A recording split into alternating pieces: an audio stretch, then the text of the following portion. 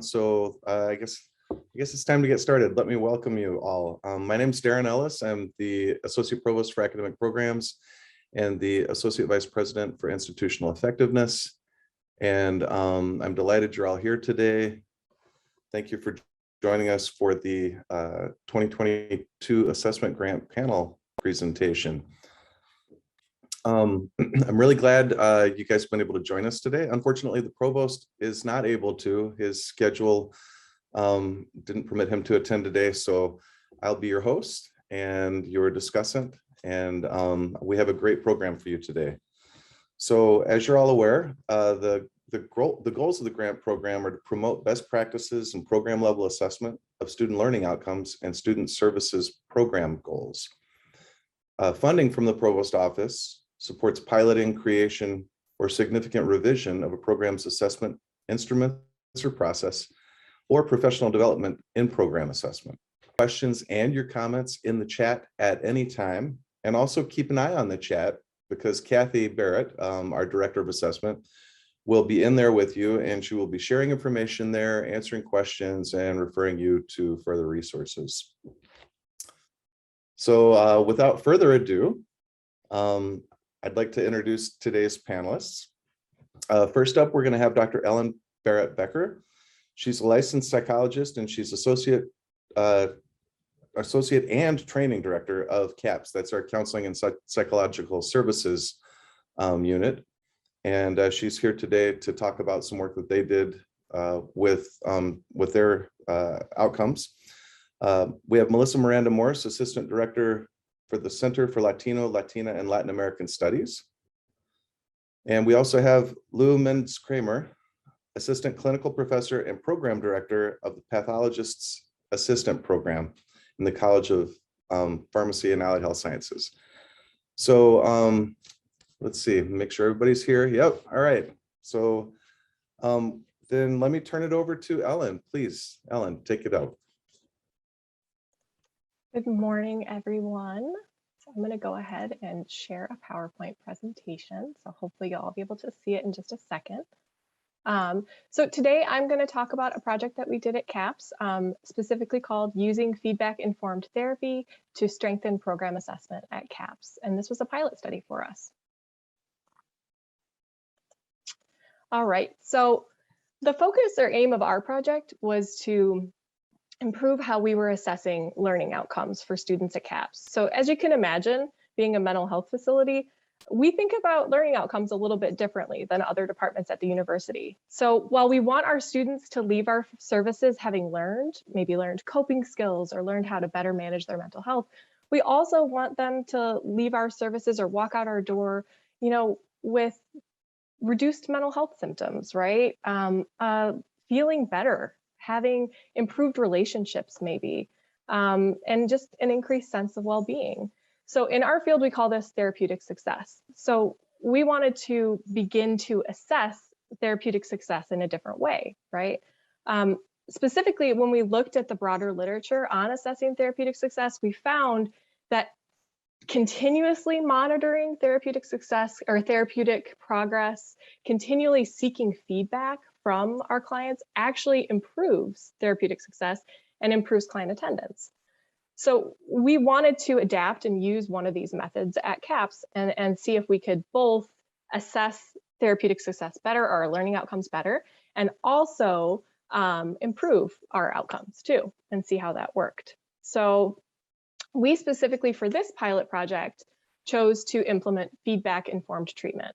And that was developed by Scott Miller, and it has the therapist assess both kind of how the client's doing at the beginning of the session and how the session went each week. And again, this is linked to then improving therapeutic success. So I'm going to show you next a little bit about these measures. So these are the actual measures that we implemented. So just to kind of give you a little bit of information about the psychometrics. So these can be completed really quickly. The student actually completes them online, and they just select a place on these little do ditties so to identify where they're at in each of these areas of functioning. Within these measures, we have clinical cutoffs, so we can compare their functioning to other individuals who are in their same age and gender groups. From this data, then our CAPS counselors can make decisions in the pilot program specifically about whether or not the client is if each one of these is an area that needs attention, or if it's an area that they're doing well in. And then importantly, from a psychometric standpoint, these measures have been demonstrated to have good validity and good reliability as well. So we know that these are strong measures to use. So this is the outcome rating scale. It's completed at the start of each session. So it's kind of a broad check-in. So how is the client or student doing individually? How's their personal well-being? How are they doing interpersonally with their family or their close relationships? How are things going socially? And then overall, how are things going? And again, this gives the CAPS therapist an idea of where the session might need to focus. Next, at the end of session, they complete the session rating scale. And this checks in on how the session went for the client. So how did they feel about the relationship with the therapist? Did they feel understood? Did they feel respected? What about the goals and topics covered in the session? Did they feel that they got to talk about what they wanted to talk about? Did they feel like it progressed their goals? The approach or method that the therapist used, was it a good fit? Was it not such a good fit this week? And then overall, how was the session today for the client? And this allows the therapist to then take this information in, this feedback in, and maybe tailor the next session differently. So this was kind of how our pilot timeline went. So we started out by identifying the exact software that we wanted to use and purchasing those training modules and software. Then we recruited therapists. We had 9 therapists that participated in the pilot study. And then therapists conducted intensive training. So our therapists participated in 12 hours of intensive training on feedback-informed treatment. We were kind of checking in all through the training modules to see how they were doing, how the training was resonating with them, if they were having issues. And then once training was completed, we launched the pilot. Each therapist selected a small group of clients that they would like to implement the measures in or with. And then we checked in monthly to figure out how implementation was going. We shot any areas that weren't working so well. Integrating the software, how was that going with all the COVID things going on? How were things going being virtual or switching? So that was our kind of monthly meeting. And then we also kind of created space too to talk about what's it like to get feedback, right? And processed that a little bit too. So I wanted to kind of conclude with some information about how our therapists, at the end of the pilot study, I surveyed our therapists to figure out how this went for them. What was this a good fit, right? So all of our participating therapists indicated that the FIT training was beneficial to them as a practitioner. So it helped them to grow as a practitioner. It helped them specifically to become more comfortable and attentive in eliciting feedback, especially negative feedback in therapy. And that can be really difficult. So that's really great to hear. And then it also helped our therapists to tailor treatment to their clients. I wanted to just highlight a couple of quotes from our actual therapists. So I really enjoyed receiving this training and getting to use it with CAPS clients. I think these measures are so helpful, especially for reticent clients. So connecting with clients that maybe are struggling a little bit. Clients appreciated the opportunity to offer feedback. They seemed to take a more active role in their treatment after I asked for their input. It offered a nice, consistent, and structured way to begin sessions and check up to be sure I was not missing something important. My clients reported greater progress and allowed me to receive feedback that my clients may not have verbally shared with me. And then finally, I think the FIT measures are informative and useful, especially for client populations that may have a complicated relationships with mental health services. So that makes me feel particularly good that maybe these measures are reaching out to students that we wouldn't be serving otherwise or might be struggling. How did this project impact CAPS broadly? So it really helped to train therapists in best practices in feedback-informed treatment, and that helped to enhance our culture. So it helped those therapists to adopt this mindset and in their therapeutic style that assisted their clients in achieving therapeutic gains. It also enhanced our culture of assessment and feedback-informed treatment to have these proponents of these measures on our staff and talking about these things. So we hope in the future, as we kind of navigate our hybrid world, that we'll continue to be able to adopt these measures and adopt them more broadly. I want to take a second and thank all of our grant collaborators. So all of our administrators, our front office staff that helped us to purchase the training, and then all of our therapists that implemented these measures. And of course, I just want to highlight specifically that took on and took a chance at receiving possibly negative feedback and took that and helped their clients to make gains. I also just want to throw out a thank you to all the clients that participated in the pilot study as well. So thank you. Thanks, Ellen. That was great. All right, next up we have Melissa Miranda Morse, Assistant Director of the Center for Latino and Latina and Latin American Studies, here to tell us about their recent progress with assessment. Thank you, Dr. Ellis. Good morning, everyone. Can you all see my screen, full screen? Okay. So my name is Melissa Miranda Morse. I'm the Assistant Director at the Center for Latino, Latina, and Latin American Studies. I've been in that role since January 2017. And our project, Un Arroz con Pollo, assessing mixed and multidisciplinary learning modalities in an ethnic studies curriculum. My partner in this project was Tamara Serrano Chandler. She's an academic advisor at the center and the coordinator for our service learning. And we had significant guidance from our director and professor of history, Dr. Jorge Chinea, and Dr. Victor Figueroa, professor of Spanish, and also a faculty member in our center. The title comes, Arroz con Pollo literally means rice and chicken, but is also an expression in Latin American cultures that is used to describe a mix of a little bit of everything, which leads us to this presentation. So the minor was formally established, or the minor in Latino, Latina, and Latin American Studies was formally established at Wayne State in fall 2011, although courses in Latino Studies, Chicano Studies have been offered at the university for at least 50 years. We have standalone Latino Studies courses, but we draw from a variety of disciplines, which you can see they're displayed.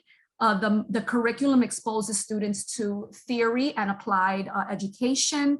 And by the time a student completes the minor, they would have conducted theoretical research, community-based research, performed a service learning or field research project, and presented at an academic conference. We have between 75 to 90 students actively pursuing the minor at any given time, and they come from, as you can see, all majors at the university.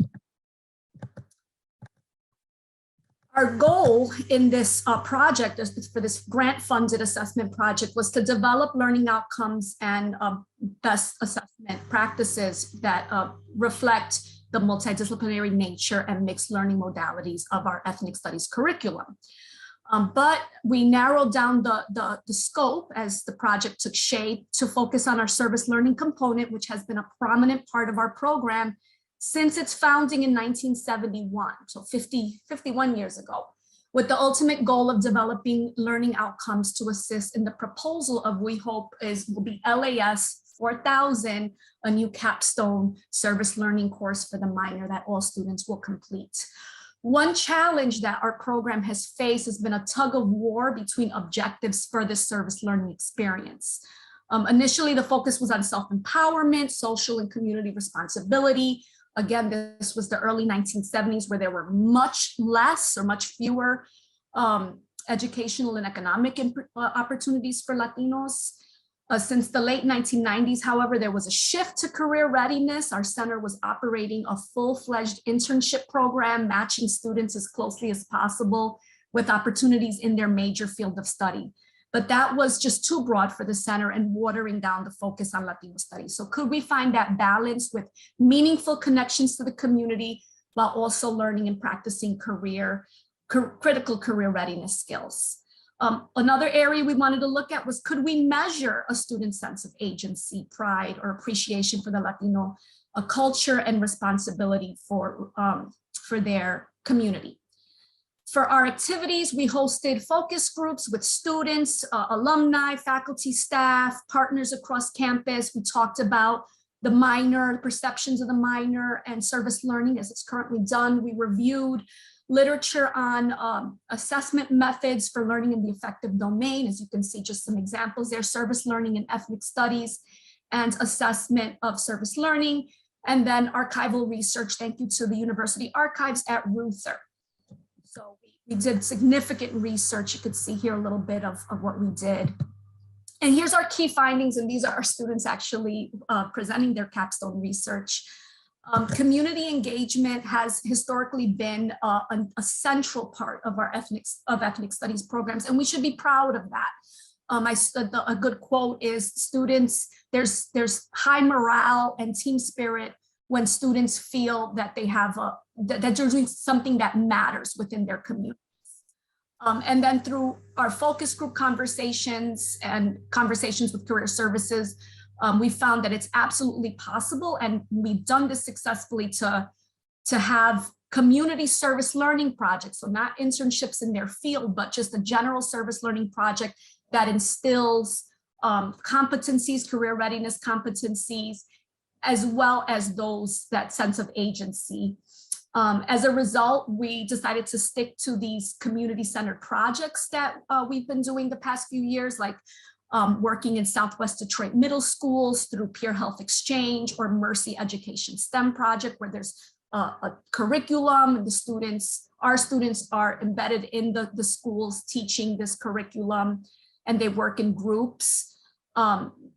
That finally, this can also help people of color have conversations about navigating the complex dynamics in the workplace and industry.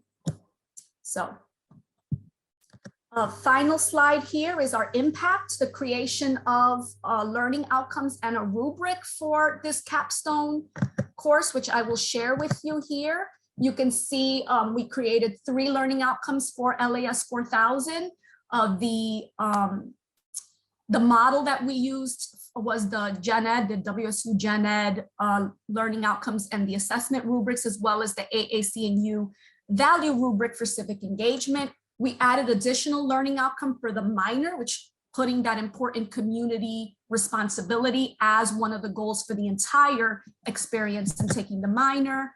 Let me go back here. A new partnership with career services. They will be creating modules for LAS 4000 to teach that career readiness, a better understanding and some assignments for how to assess this, whether they're getting the important sense of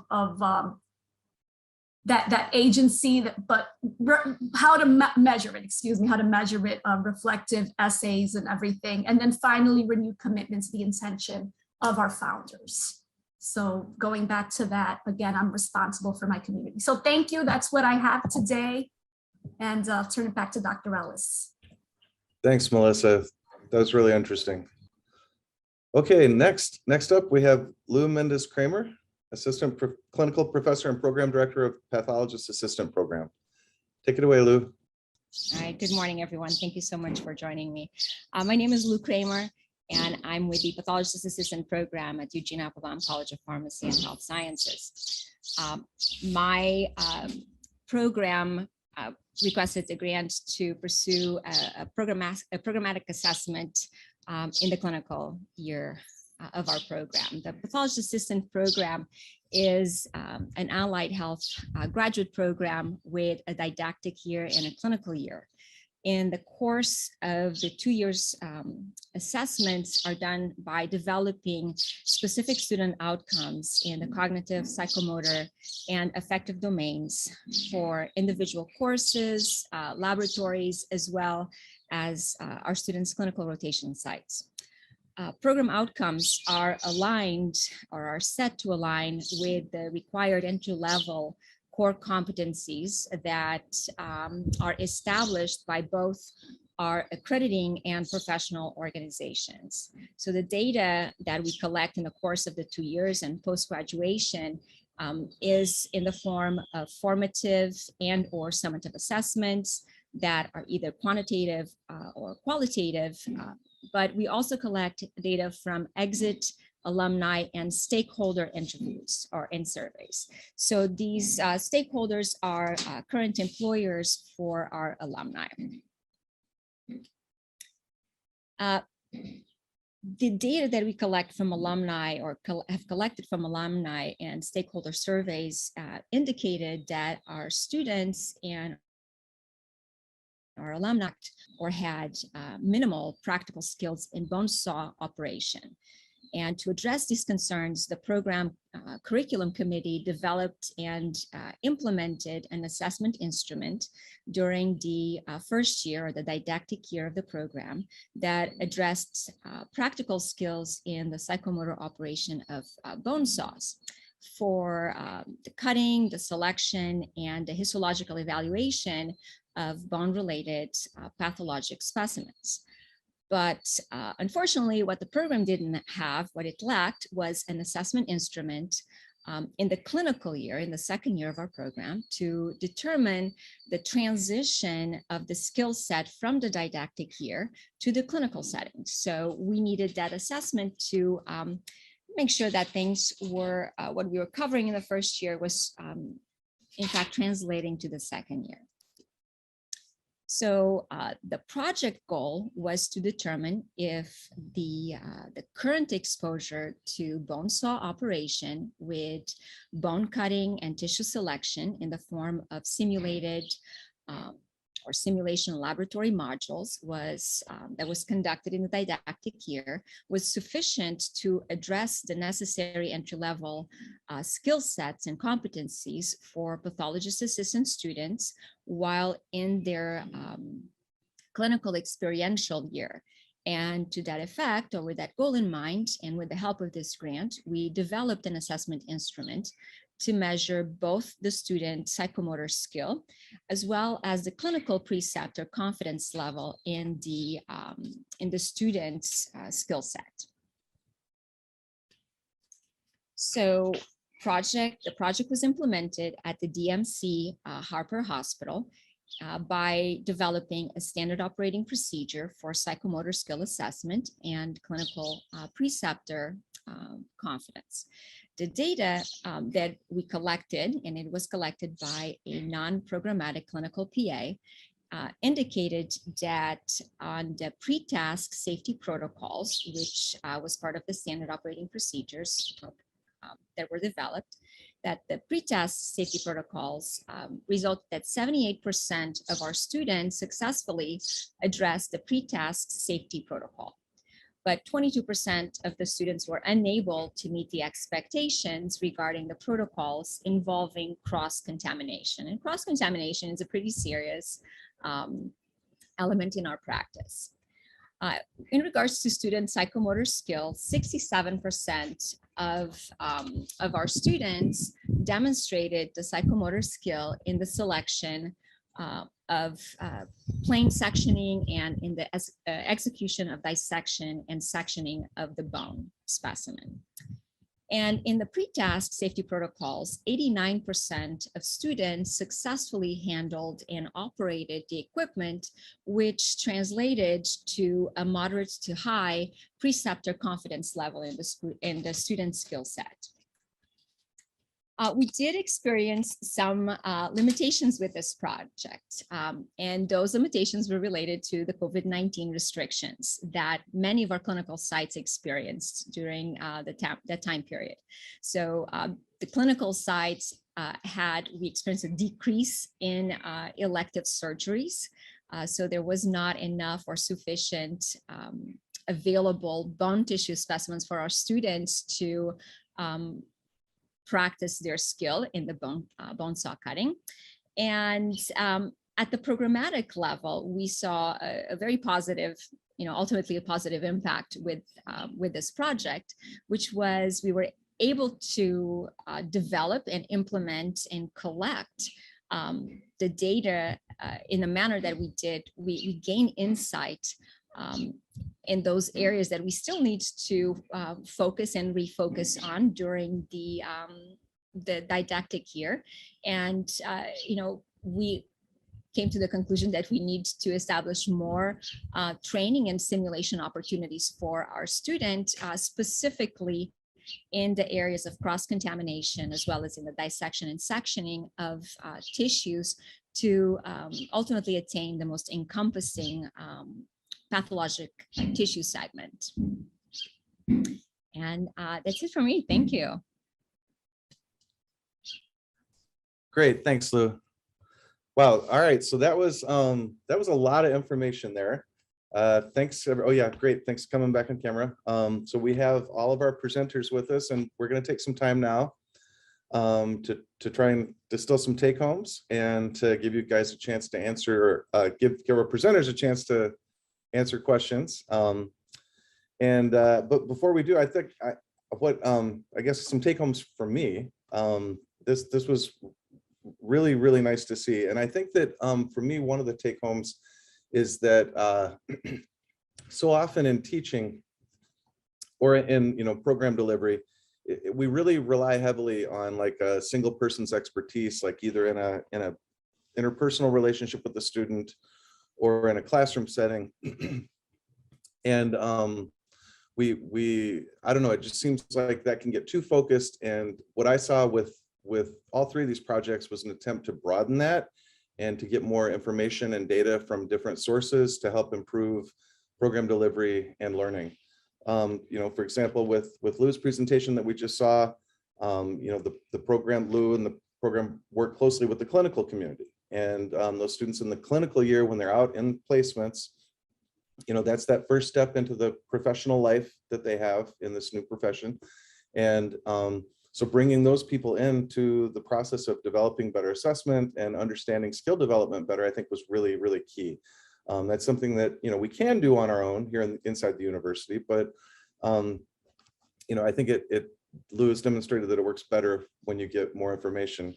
I think it was really similar to see what happened with Melissa's project. So again, if we're looking at a course and course learning outcomes, it's really easy to just go to the literature, to go to our personal notes as instructors or whatever, and decide what constitutes learning and how to demonstrate that. But Melissa and the team that worked on that project really reached out into the community, and they relied on those bonds and relationships to get a better sense of what students needed to know, how they needed to demonstrate that knowledge, and how to better move forward towards their goals. So we have the clinical community, I'm not sure the word I'd use, Melissa, but like the cultural community, that social community. And then with Ellen's presentation, I think it really brought it home to me because they actually used the students themselves. They actually brought the students in and said, hey, how can you give us more information so we can serve you better? So, it wasn't, and I don't know, it seemed to me like that could be a very important tool for introspection as well, to kind of check in on yourself as you come into a therapy session. The student themselves might get more out of it just kind of doing that check-in process. So, gathering all that different sorts of data from all those different sorts of sources, I think demonstrates that, assessment can be very versatile, it can be very flexible, and it can be useful in a bunch of different settings. So thank you all for that. So let's see, I think we got,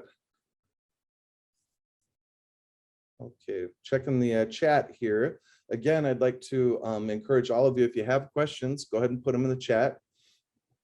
And until your curiosity gets, I guess, spurred to action there, I'd like to ask our panelists, what advice would you give people in the audience who might be thinking about proposing a project or who haven't had a concrete idea for one yet?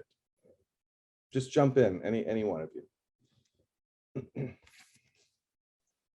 For us, our stakeholders among our staff were, I think, really important in helping to define the type of project that we did. We had a number of staff members that were really interested in feedback-informed treatment, and that kind of synergy between administration and our therapists to kind of take it to the next level, I think, and actually write the grant. So I give a lot of credit to those people, those staff members, those therapists on staff that were already thinking of ways to help improve their therapy outcomes, already thinking of ways to include the students' perspectives. And we just kind of took that and we broadened it. So. Great. Thanks, Ellen. I can add that for us, first, it's to make sure that you have staff available to dedicate some time to this. That's really important. I had been looking at the emails that Dr. Barrett sends out for a couple of years and thinking, oh, I want to do this, but maybe like our program is kind of small and we wouldn't get the focus. I would say have a conversation with Dr. Barrett. She's just an absolute treasure at the university. So kind, accessible, and also very knowledgeable. So I actually approached her and had a conversation about some of the challenges we had, and she helped me focus to have a good proposal and a good focus project. So that would be my advice. Yeah, I think that's probably a good answer to many of the questions that might arise here today. Talk to Kathy. Okay. And I think the same way for us. Was, we had a need that we found out through our conversations with our clinical partners and our stakeholders, and how do we translate that need into an assessment that is very needed. It was a matter of really putting our faculty together and say, okay, well, what do we need? We need to establish, develop an assessment, and is it a project that is doable and not doable? So, speaking with Dr. Barry was very enlightening, and no project is too small, I think. So let me ask a follow-up question here. I see Amy Cooper in the audience has a related question.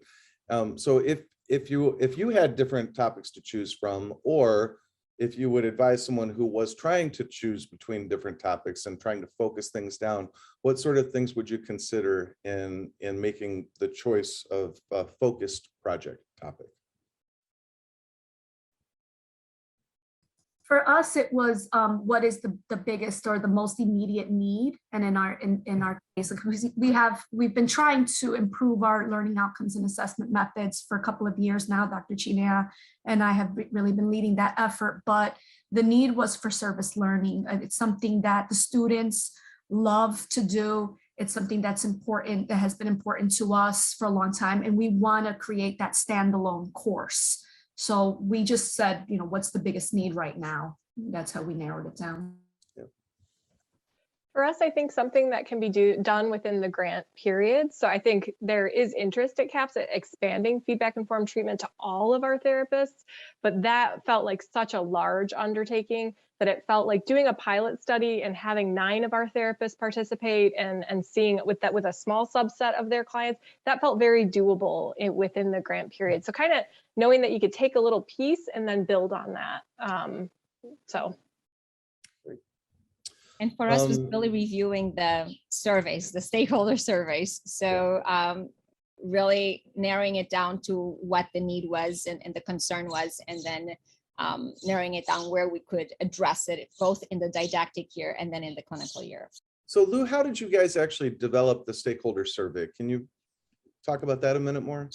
So we have exit interviews, and at the exit interview with our students, once they're about to graduate, they provide us information from their about their employer, prospective employer, and immediate supervisor. And at the 1-year mark of completing the program, we reach out to that employer and supervisor with a survey about students, about their employee skill set, and if there's any areas that need to be readdressed during the curriculum. And they provide us feedback, and it's through that feedback that we discovered this need, or this lack of practice. I guess that's a great segue to Tom Fisher's question. And I think this is probably more directed to Melissa and Lou, but Ellen, jump into if anything occurs to you. And he's interested in how you involve alumni in this process, and how you, and if so, how do you keep in touch? Like, how do you keep people engaged as alumni to play a part in program improvement? Well, during the course of the clinical year, many of our clinical preceptors are former alumni, so we do have a good relationship with alumni. But we also reach out at the 6-month mark and at the 1-year mark to our alumni post-graduation to see to get feedback in terms of how they perceive their skills post-graduation now that they're in the workforce. So we collect surveys at 6-month and 1-year marks. Great. Melissa, did you want to jump in on that? Yes, for us, alumni participation has just always been a very strong part of our program. In fact, members of that first class, 1971, that first cohort, we have one who actually is a retired MSW, or retired social worker who teaches in our program. We also use alumni to participate in the mentoring program. We have like professional mentors. We also have an annual dinner. Our alumni are probably our biggest source of donors. So it's a constant circle, constant cycle, I guess, and change. So it's a lot of work, but it's a joy just to connect with them constantly. Melissa, while I got you, another question came up in the chat. Can you talk a little bit more about the difference between the old internships or how people used to do internships and what the approach to service learning is, like contrast those two maybe? Sure. For us, and service learning is just a broad term that covers internships could be part of service learning. But in our center, what we did in 1971, that very first cohort was split into groups of like 3 or 4 students, and they had a service learning project to do. That was the bulk of the program. And I actually found those records at the archives and talked to Ozzy, who's our instructor from that program, about his experience doing that. In 2000, or I think 1999, 2000, we started doing like placements where we would work with maybe an alumnus or an alumna from Ford or and asked to maybe place a student there. So we did that with mixed success for quite a few years. But the challenge with that was more focused on their industry, and they weren't getting Latino studies, anything about Latino studies out of it, maybe other than connecting with the mentor who was a person of color, a person from a Latinx background. So right now, what we're doing is service learning, community-based service learning projects where the students are, either the whole class does it or they're split into a few groups and they're embedded in an agency or somewhere in Southwest Detroit or another Hispanic serving organization, anywhere else in the area. And then they have a set thing a deliverable that they have to do. And that way it's not necessarily connected to their field, although we're going to try to do reflection exercises that talk about how it can connect. But in this case, it's more like, how do you serve your community as a professional? Great. Thanks, Melissa. Let's see. All right. How about we move into some practical matters? Where did you find help? And I know that Kathy's going to be an answer for one of this, but let's, so we'll give Kathy a round of applause. But besides Kathy, where else did you find help or resources to help you develop or carry out your work?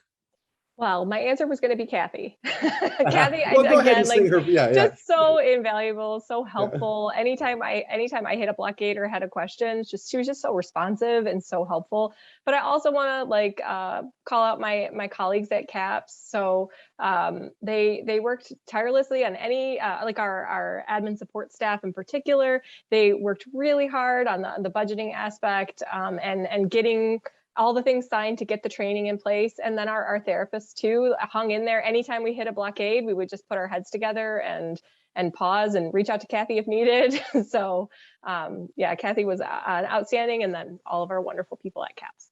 I'd like to single out in this case, Sean Pewitt from the Director of Career Services. I would say campus partners are always a great resource. Anytime we have a question or we're kind of thinking through something, we've always found a lot of support from the campus partner that maybe is in that area. So in this case, Sean, just having a lot of insights about, different flexible ways of providing service learning, but embedding those career service competencies.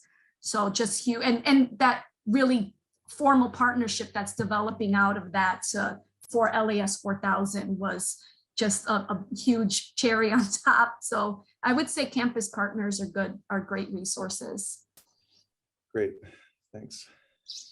For me, I reached out to Dr. Monica Tracy from the Learning Design and Technology department for just to exchange some ideas about needs assessment and how to build from the needs assessment where we discovered the lack of psychomotor skills, how to translate that into another assessment for the clinical year. So it was, conversations with other departments in which needs assessment was a key.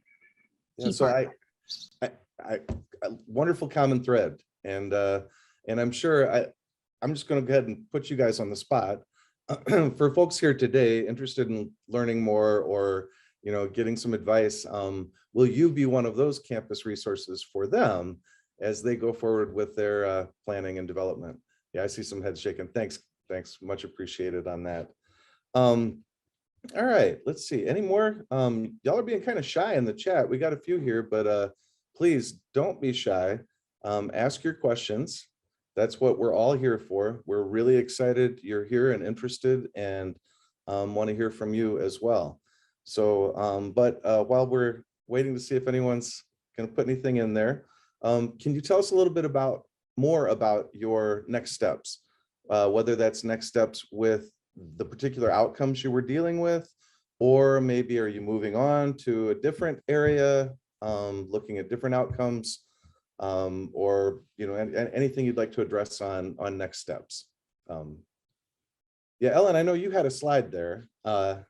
Yeah, so right now we've been in the process of figuring out our hybrid services. So, but I think the hope long term, and that's a hope for a number of our therapists on staff that participated in the pilot, is to expand this broadly and have this be kind of a gold standard that all CAPS clients experience. So I think we've taken the pilot and we've really trained in best practices a number of therapists, and we've got some proponents on staff. So my hope is that it could continue to grow from there, especially as we figure out this like new hybrid world. So for us, our next steps are obviously to continue with this course proposal submitted to the appropriate committees at the university, this capstone experience for Latino studies. And also, I'm really excited about the measurement tools that we've kind of come up with, these new rubrics, to actually implement them and see what the results show once the students start doing their reflective assignments, once we start surveying the students, at the beginning and at the end of the program. So just excited for implementation. We got some very concrete data into the areas that we needed to really address in the program. So we are revamping our assessment to include or incorporate more cross-contamination procedures in our simulation modules that are currently already established, but we are planning on creating even more simulation modules during the first year so that students have additional practice. So those skills then translate to the clinical year. So if I understood correctly and recall, that issue kind of arose during this process, right? You discovered that. So that's like, we're taking care of this, but oh boy, now we got to take care of that also. So that's a really important, I think, point to be made about program improvement. It really should be a continuous process. And, we have that curiosity, we see things that need to be fixed, and we just keep moving on. So thanks. Okay, let's see. Another practical matter. Can you guys just briefly describe or remind folks maybe what you have spent your budget on as a practical matter? So for us, the majority of our budget was this like best practices training. So it was expensive, and so the training aspect and then the software aspect. So they are a little bit more pricey. So that was pretty much the majority of our budget. We had initially wanted to or put in the grant that we were going to spend some money on either going to an assessment conference or hiring a consultant. But when we wrote it, it was like kind of toward the beginning of the pandemic. We didn't realize all the logistical things. We ended up spending our funds on the hiring a student assistant to help. Actually, a recent grad, so he was a technician, but to help with some of the research and getting all the, looking at the literature review with us, as well as for the focus groups. We had to, when we did it in person, we had a little carrot of some lunch for the participants, and that helped to get a good turnout.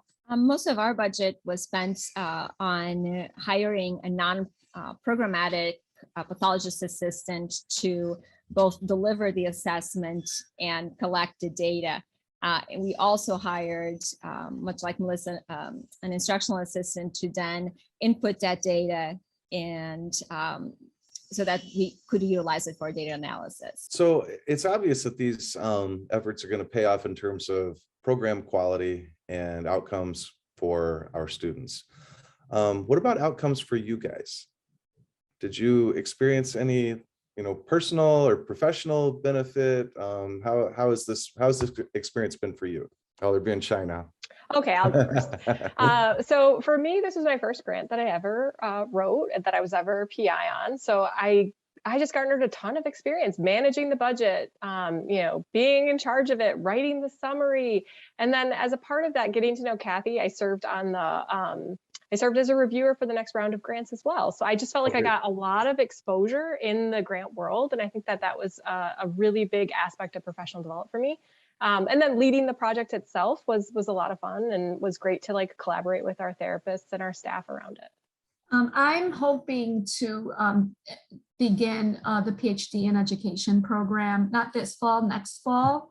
And doing this research, I kind of, because I'm Latina myself, strong, very proud Puerto Rican woman. And so, reading about the goals of our founders back in 1971, similar things were happening in New York City with, higher education rights for Latinos in higher education, and also some of the literature, the specifically ethnic studies and service learning, or ethnic studies and that learning in the affective domain of, how do you feel pride when you're in the classroom or in these experiences? I got a lot of great resources and ideas for potential, dissertation project. It's still early, but I really felt myself getting a sense of empowerment that we're trying to measure in the students. I could feel it in myself. It was also my first grant. So for me, it was a learning experience from the get-go, but navigating is putting a program, an assessment through in place during COVID with all of the roadblocks that we had at the clinical level. It was a learning experience. Not only having to contact our stakeholders and, getting them engaged and committed to the project, even during COVID, while they were struggling with other things. It was very rewarding overall. And it was a learning activity, in grant developing and growth. Well, thank you all for that. It looks like the chat question log is exhausted. I'm delighted you guys were able to share this with us today, and thanks for taking the time with us. I hope that the audience got a lot out of it, and all of you are just brimming with ideas and eager to reach out to our panelists and Kathy and myself to get your own ideas going. The link, if you, let's see, yeah, up a little bit, if you scroll up in the chat, Kathy has put a link to the assessment grant program for this year, and we have the RFP open this year. And Kathy has asked me to remind everyone that she's always available to discuss project ideas, to help actually give feedback on early, versions of proposals. And she's specifically not a reviewer in the process, so she can actually serve as a resource. There's no, conflict of interest for her there in that. So with that, I think that concludes our panel session for today. And I would just like to thank everyone once again for participating. Best wishes, everyone.